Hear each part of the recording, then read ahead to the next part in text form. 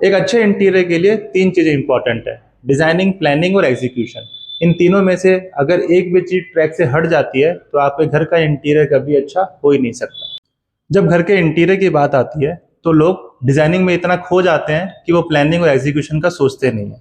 फिर बाद में जाके ना वो प्रॉपर प्लानिंग कर पाते हैं, ना एग्जीक्यूशन के टाइम पे इतना ध्यान दे पाते हैं, जिससे ना घर की इंटीरियर की फिनिशिंग अच्छी आती है और उनका प्रोजेक्ट डिले भी हो जाता है। इसीलिए आपको डिजाइनिंग में, प्लानिंग में और एग्जीक्यूशन में इक्वल ध्यान देना है, ताकि आप डिजाइन भी अच्छा सेलेक्ट कर पाए, प्लान भी अच्छे से कर पाए और आपका जो आउटपुट आए इंटीरियर का वो भी अच्छा है। इस वीडियो में मैं तीनों पॉइंट्स के कुछ कुछ पॉइंट्स क्लियर करूंगा ताकि ये वीडियो आपके लिए काफी इंफॉर्मेटिव हो सके। सबसे पहले अगर बात करते हैं डिजाइन की, तो डिजाइनिंग के टाइम पे सबसे ज्यादा आपको ध्यान देना है कि आपको अननेसेसरी स्टोरेज नहीं बनवाना है। जितना आपको नीड है आप उतना ही स्टोरेज बनाएं। ऐसा नहीं कि आप एक रूम डिजाइन कर रहे हैं, आपने एक वॉल को पूरा वार्डरोब से कवर कर दिया है, फिर दूसरी वॉल पे आप स्टडी टेबल बना रहे हैं, फिर आपका ड्रेसिंग यूनिट बना रहे हैं और आप हर एक वॉल को अलग अलग तरीके से मतलब हाईलाइट कर रहे हैं। ऐसा इंटीरियर कभी अच्छा नहीं लगता। आपको समझना है कि आपकी रिक्वायरमेंट कितनी है, आपको कितना वार्डरोब चाहिए, कितनी ड्रेसिंग चाहिए। आप हो सके तो ड्रेसिंग और वार्डरोब को एक ही वॉल पे करने की कोशिश करें, तो बाकी आपको फ्री स्पेस भी रूम में मिल सके। और फ्री स्पेस का होना बहुत इंपॉर्टेंट है आपके रूम या आपके घर के लिए। जैसे अगर आप बेड बनाते हैं तो बेड के लेफ्ट साइड में एटलीस्ट 2 फीट की जगह होनी चाहिए, बेड के राइट साइड में भी 2 फीट की जगह होनी चाहिए और बेड के फ्रंट में एटलीस्ट 2.5 और 3 फीट की जगह होनी चाहिए। इससे कम स्पेस अगर है तो आपको रेगुलर अपने रूम में चलने में भी प्रॉब्लम आएगी। तो जब आप डिज़ाइन करते हैं अपने रूम को तो ध्यान दीजिए कि हमेशा फ्री स्पेस होना चाहिए, आपका रूम क्लमजी ना दिखे और हर वॉल को हाईलाइट करने की आपको ज़रूरत नहीं है। आप किसी एक वॉल को हाईलाइट कर सकते हैं। एग्जाम्पल के लिए बेड के पीछे वाली वॉल को आप हाईलाइट करते हैं तो वो आपके रूम को एक अच्छा लुक भी देती है और आपका लुक क्लमजी होने से बचता है। डिजाइनिंग के दूसरे पॉइंट पे आते हैं तो आपको भड़कीले कलर लेने से बचना है।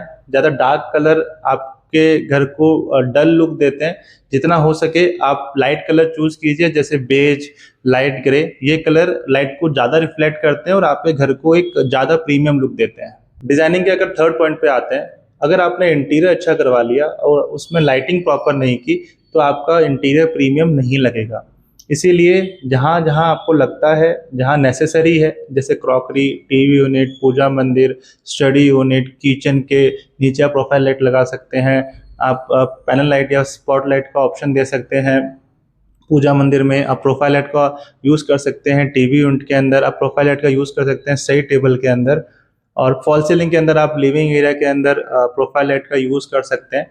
तो एक लाइटिंग से आपके घर को एक प्रीमियम लुक मिलता है। पर हाँ, रूम्स के अंदर जब फॉल सीलिंग करवाते हैं तो काफ़ी वीडियो मैंने देखी है, काफ़ी मैंने काम भी देखा और मैंने खुद ने भी यूज़ की है कि रूम में फॉल सीलिंग में लोग प्रोफाइल लाइट लगाते हैं।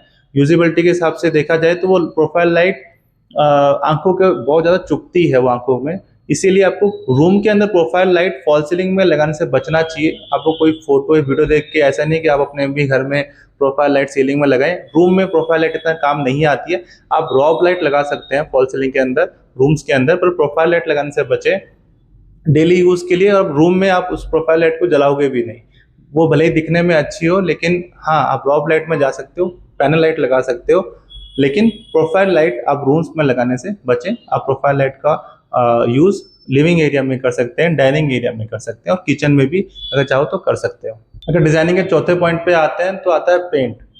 पेंट में सबसे बड़ी गलती क्या करते हैं कि लोग हर वॉल को हाईलाइट करने की सोचते हैं कि इस वॉल पे ग्रीन करवा लूँ, इस वॉल पे ब्लू करवा लूँ, इस वॉल पे मैं लाल या पीला करवा लूँ। ऐसा नहीं है। ऐसे इंटीरियर बहुत ज़्यादा भद्दे दिखाई देते हैं। जब आप पेंट करवाते हैं तो आपकी 70 to 80% वॉल एक न्यूट्रल कलर होना चाहिए। आप कोई भी एक neutral colour, light colour decide कर सकते हैं आप अपनी पसंद का। वाइट हो सकता है आपका, वो कोई भी क्रीम कलर हो सकता है। लेकिन हाँ, आपको हाईलाइट करना है तो आप जैसे लिविंग एरिया में एक वॉल है, रूम के अंदर एक वॉल है, वो हाईलाइट कर सकते हैं पेंट से। लेकिन कभी भी ऐसी गलती मत कीजिएगा कि आप हर जगह अलग अलग कलर का पेंट लगाएं। उससे आपने घर का इंटीरियर अच्छा कराया, लेकिन पेंट वाले टाइम आप पूरे घर का लुक बिगाड़ देंगे।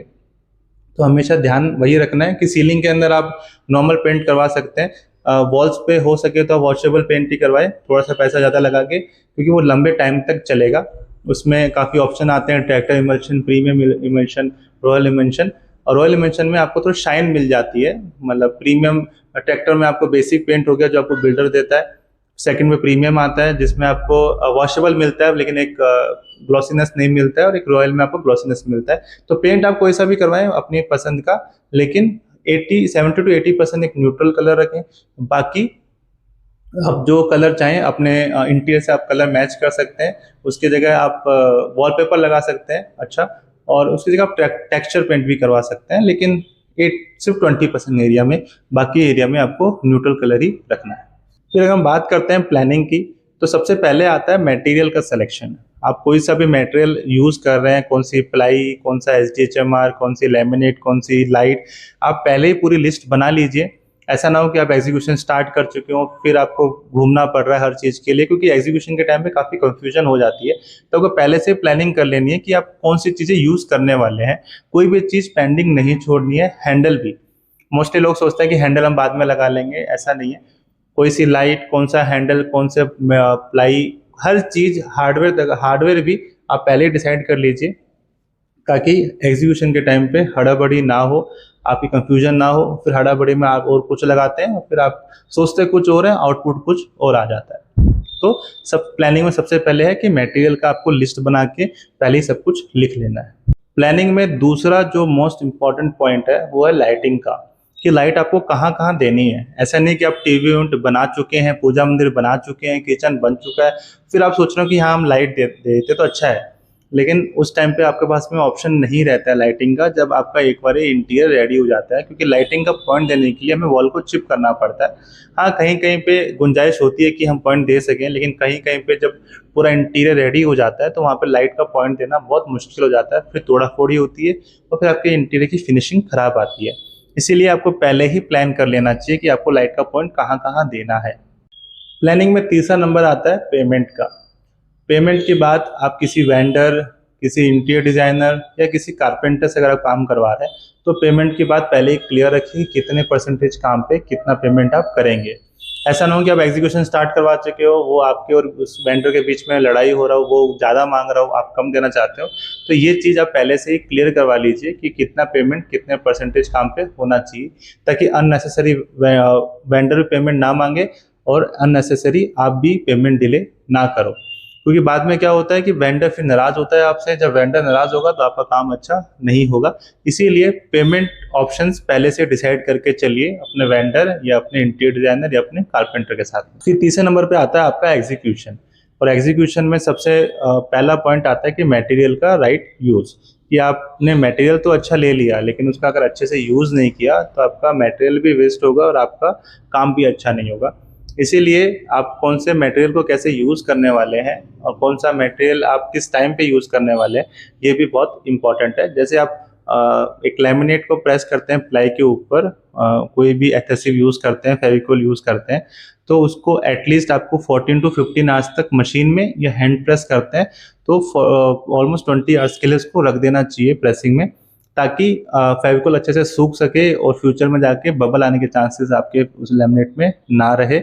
इसीलिए एग्जीक्यूशन में आपको मटेरियल का ये एग्जांपल था, बाकी काफ़ी चीज़ें हैं। तो आपको राइट यूज़ मटेरियल का करना है, इसलिए पहले आपको स्टडी कर सकते हैं, आप ऑनलाइन चेक कर सकते हैं, किसी ने इंटीरियर करवाया है उससे अच्छे से पहले राय ले सकते हैं कि उन्होंने क्या चैलेंजेस फेस किए थे अपने इंटीरियर के टाइम पे। मैंने एक पॉइंट बताया, फ्यूचर वीडियोज़ में आपको वो भी मैं क्लियर कर दूंगा। एग्जीक्यूशन में थर्ड पॉइंट आता है मॉनिटरिंग का। आप किसी को भी अपना इंटीरियर काम दे रहे हैं, भले किसी कारपेंटर से काम करवा रहे हैं, किसी इंटीरियर डिजाइनर से काम कर रहे हैं, तो आपको काम प्रॉपर मॉनिटर भी करना है। किसी पे विश्वास करना अच्छी बात है, आपको विश्वास अपने करना भी चाहिए अपने इंटीरियर डिजाइनर या कारपेंटर पे, पर अंधा विश्वास करना भी अच्छी बात नहीं है। और जब एग्जीक्यूशन के टाइम पे कोई चेंजेस अगर आप करवाते हैं या फिर आपको लगता है कि ये काम गलत हो रहा है तो आप उसको सही कर सकते हैं। एग्जीक्यूशन के टाइम पे चेंज करना इजी होता है, लेकिन एंड में वही चेंजेस करना बहुत सरदर्द बन जाता है। इसीलिए आपको प्रॉपर अपना काम मॉनिटर करते रहना है। यही कुछ पॉइंट थे, तो मैं चाहता था कि आपको क्लियर रहे, क्योंकि मेरे 7 इयर्स के एक्सपीरियंस में मैंने ये चीज़ें देखी हैं। जब शुरू में मैंने काम चालू किया था तब मैंने भी चीज़ें फेस की थी, इसलिए मैं चाहता हूँ कि आप अपने घर के इंटीरियर में ये गलतियाँ ना करें। आई होप ये वीडियो आपको इन्फॉर्मेटिव लगी होगी। प्लीज़ चैनल को सब्सक्राइब कर लीजिए और बेल आइकन को दबा लीजिए। मैं फ्यूचर में ऐसी वीडियोस आपके लिए लाता रहूँगा और मैं शॉर्ट्स वीडियो अपलोड करता रहता हूँ। Thank you.